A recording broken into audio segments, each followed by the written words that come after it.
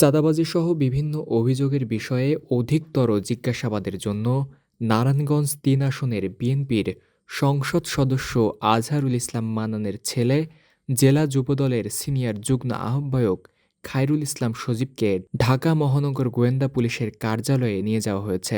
শনিবার সন্ধ্যা ৬:৩০টার দিকে তাকে নারায়ণগঞ্জ জেলা পুলিশ সুপার কার্যালয় থেকে বের করে পুলিশের গাড়িতে ঢাকার উদ্দেশ্যে নিয়ে যাওয়া হয়।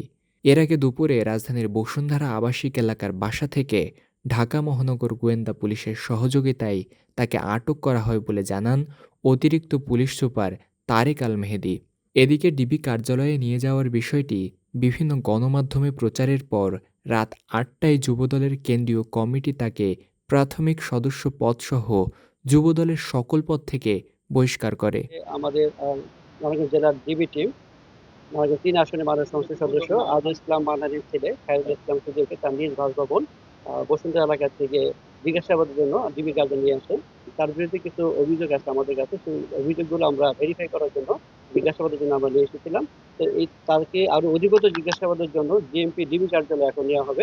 ডিএমপি ডিবি থেকে কর্মকর্তা এখানে আমাদের অফিসে চলে আসে, তারা তাকে সেখানে নিয়ে যাবে।